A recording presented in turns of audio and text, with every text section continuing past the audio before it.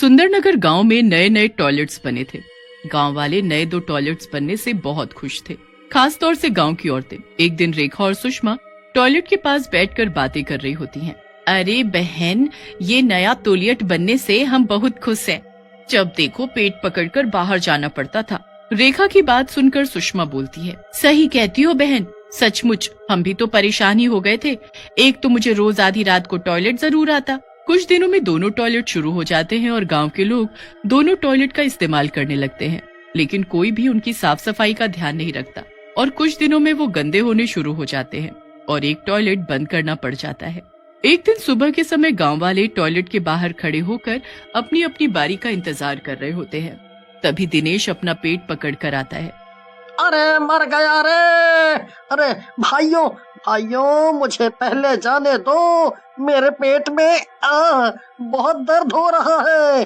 अगर मैं पहले टॉयलेट नहीं गया तो यही गड़बड़ हो जाएगी।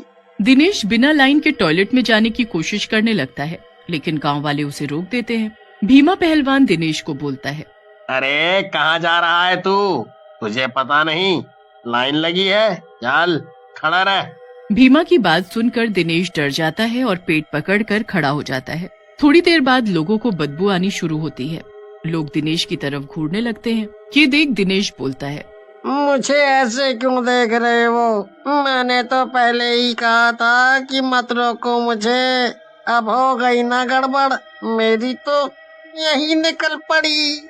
बड़ा ही गंदा आदमी है तू, हैं? चल जा, अंदर जाकर साफ कर ले अपने आप को। टॉयलेट पर कंट्रोल नहीं कर सकता है। भीमा भैया, मेरी क्या गलती है? कल मैंने काठी रोल खाए थे, जिसकी वजह से पेट गड़बड़ हो गया मेरा, और टॉयलेट भी तो एक ही है। फिर कुछ दिन बाद एक रात चुड़ैलों की टोली सुंदरनगर से गुजर रही होती है। सुंदरनगर की सुंदरता देखकर चुड़ैलों की टोली वहीं रुकने का मन बना लेती है और चुड़ैलों की टोली में से काली चुड़ैल बोलती है, कितना सुंदर गांव है ये। चुड़ैलों, अगर मेरी बात मानो तो हम कुछ दिन यहीं रुक जाते हैं। काली चुड़ैल की बात सुनकर मोटी चुड़ैल बोलती है, सही कह रही हो काली चुड़ैल, मैं भी यही बोलने वाली थी। तुमने तो मेरे मुंह की बात छीन ली। तभी चुड़ैलों को वो दोनों टॉयलेट दिखते हैं। एक टॉयलेट बंद होता है और एक टॉयलेट के आगे भीड़ लगी होती है। चुड़ैलें खाली टॉयलेट के अंदर रहने लग जाती हैं। अगली सुबह फिर से गांव वाले टॉयलेट जाने के लिए टॉयलेट के पास लाइन लगाकर खड़े हो जाते हैं। तभी टिल्लू नाम का एक गांव वाला पेट पकड़कर वहां आता है। अरे ओ गांव वालों, तनी खबरें लिए रुकना ना। अरे मुझे बहुत जोरों से लगी है। अरे कुछ नहीं है तुझे, जब देखो झूठ बोलकर आगे घुस जाता है। हाँ, ऐसा क्या कुछ नहीं है। अरे मुझे बहुत जोरों से आई है। तुम्हें अगर शक है तो चलो चलो मेरे साथ और देख लो। टिल्लू की बात सुनकर भीमा गुस्से में आ जाता है। तब तक वहाँ गांव के सरपंच भी आ जाते हैं और दोनों को अलग करते हुए बोलते हैं, तुम दोनों को शर्म नहीं आती है? इतने बड़े होकर भी बच्चों की तरह लड़ रहे हो। चलो हटो। सरपंच जी, इसमें इन दोनों की कोई गलती नहीं है। अब आप देखो ना, एक ही टॉयलेट में कितने लोग जाएंगे। आप कुछ करके दूसरा टॉयलेट भी ठीक और साफ करवा दो। हाँ। सरपंच जी टॉयलेट साफ करवाने का वादा करके वहाँ से चले जाते हैं और रात के समय मुन्ना और टोनी नाम के 2 सफाई कर्मचारियों को टॉयलेट साफ करने के लिए भेजते हैं। यार टोनी, अपनी भी क्या जिंदगी है? दुनिया सो रही है और हम यहाँ टॉयलेट साफ कर रहे हैं। कहा तो सही रहा हो भैया, लेकिन अब क्या कर सकते हैं, काम तो करना ही पड़ेगा। चलो चल कर टॉयलेट को साफ करें। ऐसा कहकर टोनी बंद टॉयलेट का दरवाजा खोलता है तो उसकी आंखें फटी की फटी रह जाती हैं। उसके सामने चुड़ैलें खड़ी होती हैं। आओ टोनी और मुन्ना, हमें तुम्हारा ही इंतजार था। आओ, कई दिनों से भूखे हैं हम। टोनी और मुन्ना धीरे धीरे पीछे हटने लगते हैं। मुन्ना और टोनी की हालत देखकर चुड़ैल हंसने लगती है और बोलती है, हमें तो बाहर आना ही था मुन्ना।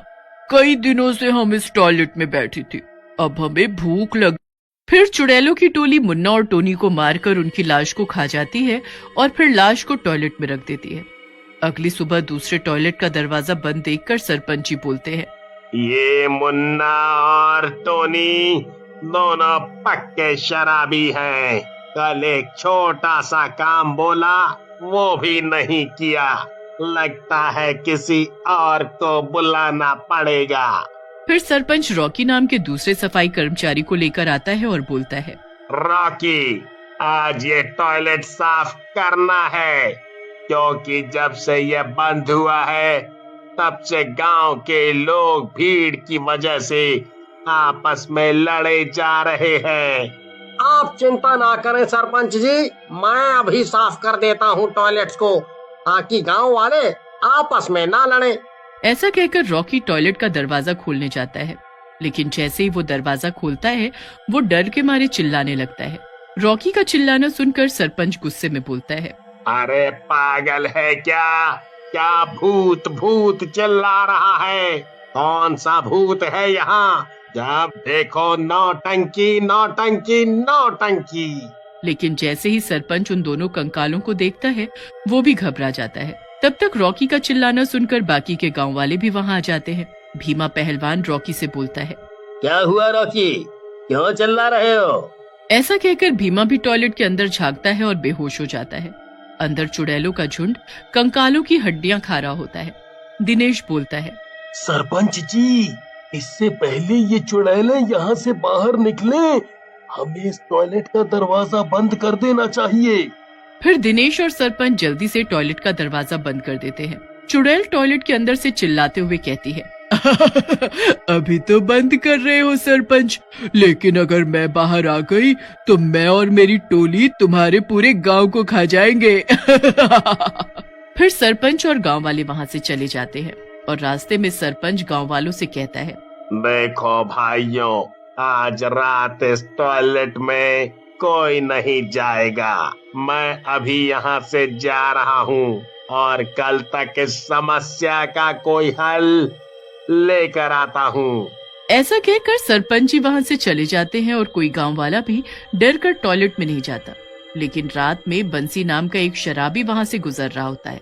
तभी उसे एक औरत की आवाज आती है जो उसे बुला रही होती है।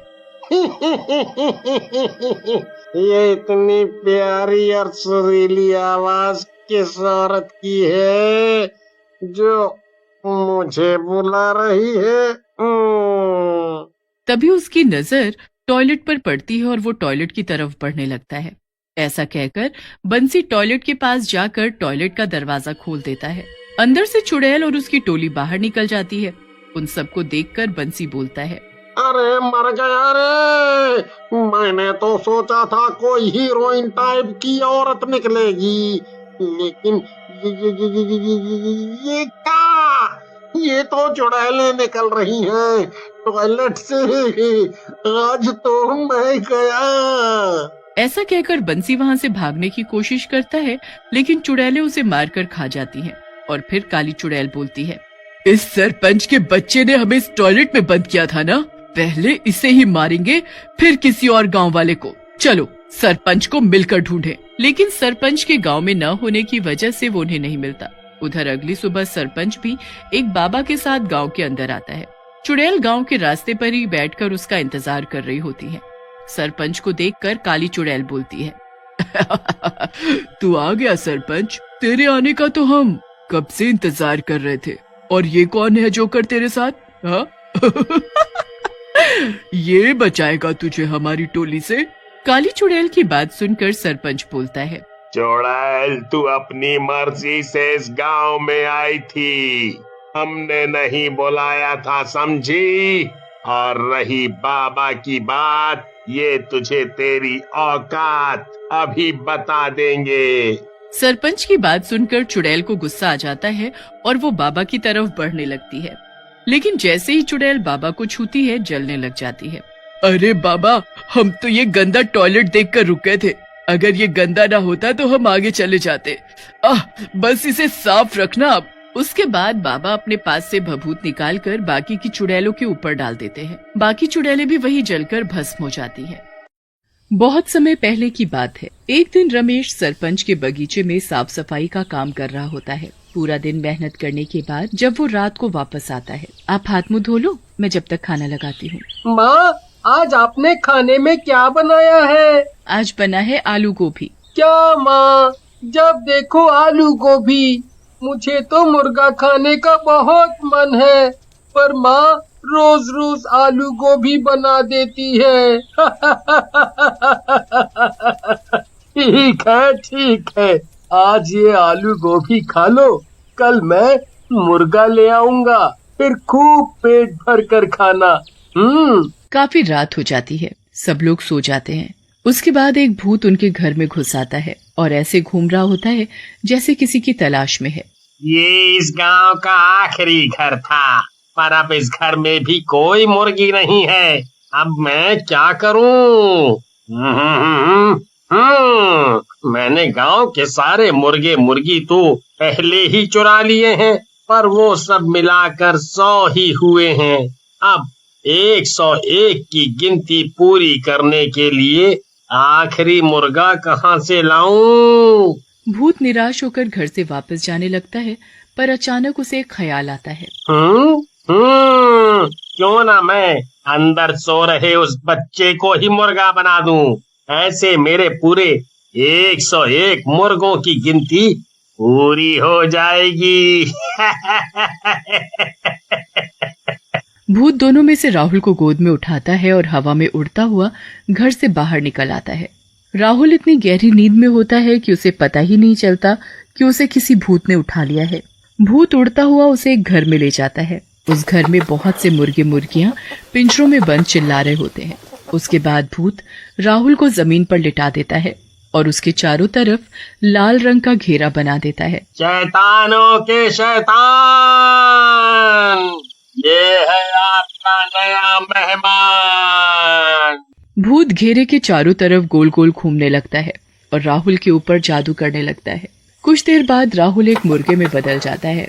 राहुल अपने पैरों की तरफ देखता है, पर उसके पैर तो पंजों में बदल चुके होते हैं।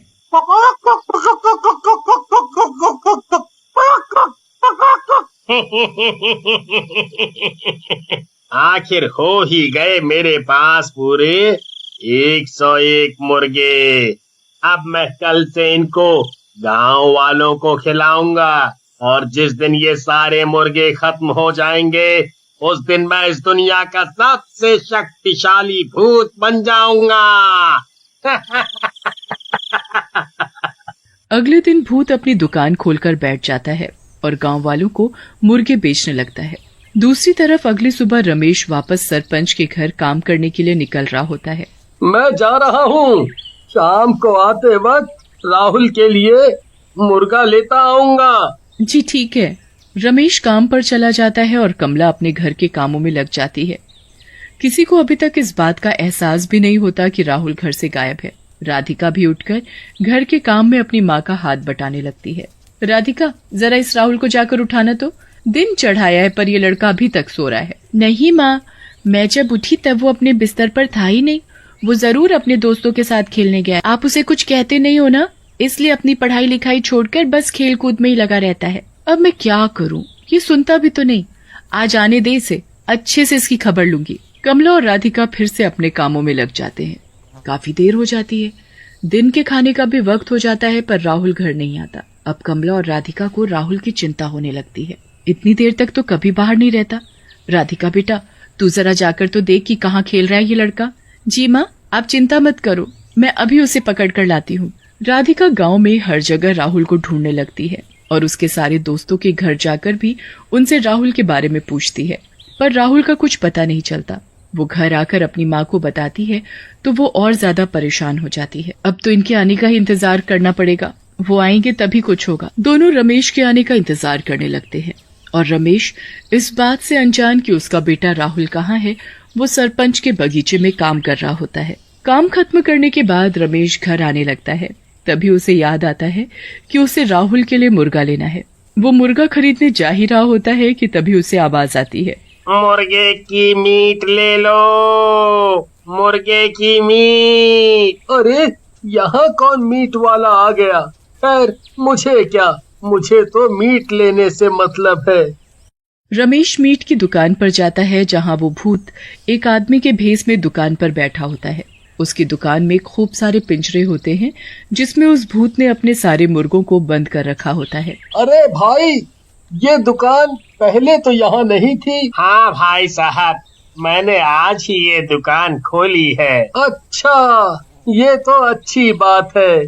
चलो, मुझे एक ताजा मुर्गा काट कर दे दो। आदमी के भेष में वो भूत सबसे पहले राहुल को ही पिंजरे से गर्दन पकड़कर बाहर निकालता है।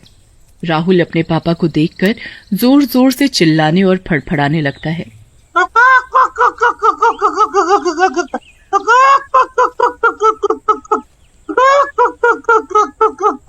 रमेश को कुछ अलग सा महसूस होता है।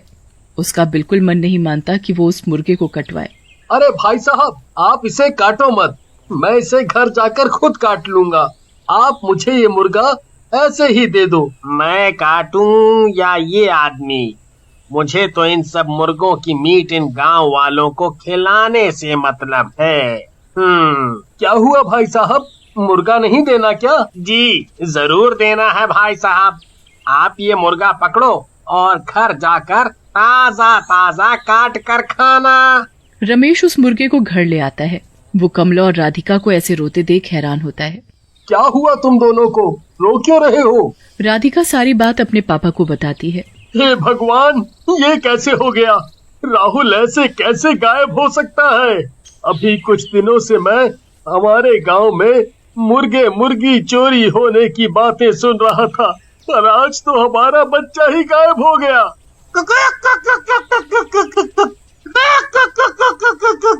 ये क्या ले आए? मैं तो आज राहुल के लिए ही मुर्गे का मीट लाने वाला था, पर पता नहीं क्यों जब दुकान वाला इस मुर्गे को काटने लगा तो मुझसे देखा नहीं गया, इसलिए मैं इसे जिंदा ही घर ले आया। अब इसे यहीं छोड़ो और अपने राहुल को ढूंढो। रमेश और कमला सुबह होते ही वापस राहुल को ढूंढने निकल पड़ते हैं, पर पूरे गांव में राहुल का कुछ पता नहीं चलता। वो निराश होकर घर वापस आते हैं तो उनका मुर्गा उछलता हुआ खुशी से उनके पास आकर चिपकने लगता है। क्या मुसीबत है ये, हटाओ इसे मेरे पास से। एक तो मेरा बेटा नहीं मिल रहा और ऊपर से ये मुसीबत। बहुत दिन गुजर जाते हैं पर राहुल का कुछ पता नहीं चलता। यहाँ भूत रोज दिन में अपना भेष बदल कर अपनी मुर्गे की दुकान खोलकर बैठ जाता है और जादू किए हुए मुर्गों का मीट लोगों को बेचने लगता है। काफी दिन हो जाते हैं और भूत के सारे मुर्गे खत्म हो जाते हैं, पर अभी भी उसमें वो शक्ति नहीं आती जो आनी चाहिए थी।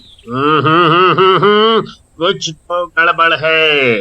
मैंने तो पूरे 101 मुर्गों की बलि देकर लोगों का उनका मीट खिलाया है, फिर मुझ में वो शक्ति क्यों नहीं आ रही? आखिर कहाँ कमी रह गई? भूत यहाँ वहाँ घूमने लगता है और उसे अचानक राहुल के बारे में याद आता है कि उसने बस उसी मुर्गे को बिना काटे बेच दिया था। कहीं वो बच्चा जिसे मैंने मुर्गा बनाया था वो अभी तक जिंदा तो नहीं? कहीं ऐसा तो नहीं कि उस आदमी ने उसे मारा ही ना हो? आज अमावस की रात है। मुझे उस मुर्गे को रात 12 बजे से पहले ढूंढना होगा, वरना वो अपने असली रूप में आ जाएगा और मेरी सारी मेहनत बर्बाद हो जाएगी। भूत उस मुर्गे को ढूंढने निकल पड़ता है, पर वो मुर्गा तो मजे से अपने ही घर में खेल रहा होता है। अब तो रमेश, कमला और राधिका सब उस मुर्गे को प्यार करने लगे थे। भूत सारे गांव में ढूंढने के बाद आखिरकार रमेश के घर पहुंच जाता है और मुर्गे को देखकर बड़ा खुश होता है। भूत घर में घुसकर मुर्गे को दबोच लेता है। वो बुरी तरह फड़फड़ाने और चिल्लाने लगता है। मुर्गे की आवाज सुनकर सब बाहर आ जाते हैं और भूत को देखकर घबरा जाते हैं। तूने इस मुर्गे को क्यों नहीं मारा? तेरी वजह से मेरी सारी मेहनत बर्बाद होने वाली थी। इस मुर्गे को छोड़ दो, ये हमारा है। कभी नहीं, कभी नहीं। भूत मुर्गे को लेकर भाग ही रहा होता है, तभी मुर्गा उसके हाथ से निकलकर भाग जाता है। भूत उस मुर्गे के पीछे पीछे भागने लगता है। मुर्गा कभी पलंग के नीचे घुस जाता है। भूत उस मुर्गे को पकड़ने के लिए पूरे घर में भागने लगता है। इतने में 12 बज जाते हैं और वो मुर्गा अचानक राहुल बन जाता है। राहुल को देखकर सब लोग खुशी से पागल हो जाते हैं। वो भूत वहाँ से गायब हो जाता है। उसके बाद राहुल सारी बात अपने घर वालों को बताता है और सब खुशी खुशी रहने लगते हैं।